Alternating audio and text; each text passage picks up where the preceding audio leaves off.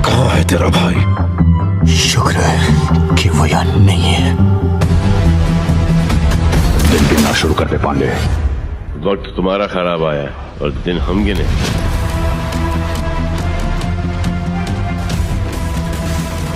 करीब 11 बजे मालेगांव के additional superintendent of police IPS officer Harsh Poddar के पास मदद के लिए फोन आया। अली अकबर अस्पताल के पास आजाद नगर में एक भीड़ जमा हो गई थी, जो 5 लोगों के एक परिवार, 2 पुरुषों, 2 औरतों और एक 2 साल के बच्चे को मारने के लिए तैयार कर रहे थे, क्योंकि उन्हें शक था कि वो परिवार चाइल्ड लिफ्टर्स का ग्रुप है।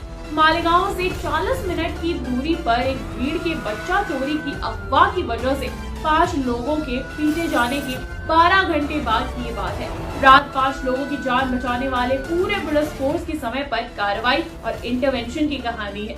मालेगांव में पिछले 8 से 9 दिनों से किडनैपिंग की अफवाहें आ रही थी। उस वक्त सेंट्रल महाराष्ट्र के परभणी जिले में रहने वाले सभी दिहाड़ी मजदूरों का एक परिवार अपने जिले लौट रहा था। पैसे खत्म होने के बाद उन्होंने मालेगांव में रुकने का फैसला किया और भीख मांग रहे थे, और इसी बीच परिवार की एक 14 साल के लड़के से थोड़ी बहुत बातचीत हो गई। हालांकि इस बातचीत के बारे में अभी तक कुछ पता नहीं है और ये इन्वेस्टिगेशन का हिस्सा है, लेकिन उस बातचीत के बेसिस पर इलाके के कुछ बदमाशों ने निष्कर्ष निकाला कि ये किडनैपर्स थे। मालेगांव में 2 हिस्से होते हैं, जबकि वेस्टर्न साइड मुख्य रूप से हिंदू है और ईस्टर्न साइड मुस्लिम। दिहाड़ी मजदूरों का ये परिवार हिंदू था और वे मुस्लिम इलाके में ठहरे थे, जबकि इस घटना का कोई वैलिड रीजन दिखाई नहीं दे रहा था, पर उन लोगों को पहले से ही उनके पहनावे के अंदर की वजह से बाहरी मान लिया गया था और बदमाशों ने बिना कुछ सोचे समझे ही उन लोगों को पीटना शुरू कर दिया। और जब उन्होंने मदद के लिए फोन किया तो आईपीएस हर्ष ने तुरंत लोकल पुलिस को वहां पर जाने के लिए कहा। करीब 10 मिनट के इस दौरान भीड़ करीब 1500 लोगों तक पहुंच गई, लेकिन केवल 4 सदस्यों के साथ पहुंची टीम ने पोद्दार से और फोर्स के लिए रिक्वेस्ट की। बिना समय बर्बाद किए एडिशनल एसपी ने लोकल डीएसपी के साथ एक रायट कंट्रोल पलटन भी भेजी। जब सिक्योरिटी फोर्सेस ने भीड़ को शांत करने की कोशिश की तो उन्होंने परिवार को जान से मारने के लिए कहा।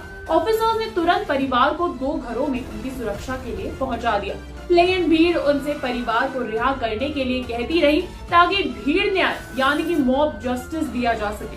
आईपीएस ऑफिसर ने इमाम जैसे लोकल रिलीजियस लीडर से भी भीड़ को शांत करने की रिक्वेस्ट की, फिर भी कोई राहत की खबर नहीं मिली। भीड़ ने सुनने से इनकार कर दिया और नेताओं और पुलिस पर पत्थरों की जबरदस्त बारिश की गई। 1500 की भीड़ के खिलाफ ये 50 की पुलिस फोर्स थी, जो उन्हें उन घरों में घुसने से रोकने की कोशिश कर रही थी जिसमें इस परिवार को रखा गया था। और इसलिए आईपीएस ऑफिसर ने खुद स्टेट रिजर्व पुलिस फोर्स यानी कि एसआरपीएफ के 4 सेक्शंस और एक और राइट कंट्रोल पलटन के साथ उस एरिया में जाने का सोचा। पुलिस ने भीड़ पर कंट्रोल फोर्स यूज करना शुरू कर दिया और उन पर लाठीचार्ज कर दिया। इससे उन्हें भीड़ को पड़ोसी गलियों में धकेलने में मदद मिली।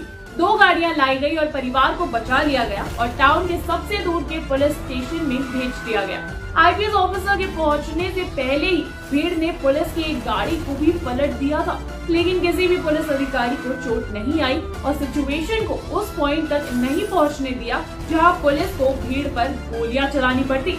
इसलिए भीड़ में किसी को चोट नहीं आई। परिवार के पुरुषों में से एक को चोट लग गई, लेकिन बाकी सदस्य बिना किसी सीरियस चोट के बच गए। पूरा ऑपरेशन 3 घंटे का था। लगभग 2:30 बजे ही पुलिस उस एरिया से बाहर निकल पाई।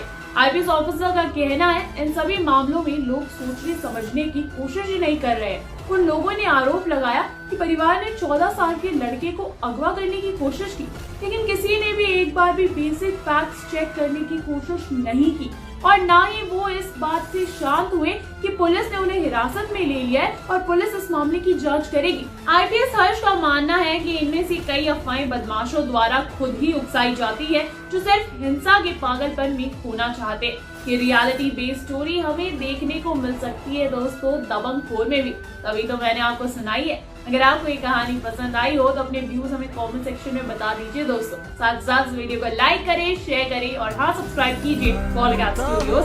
नमस्कार।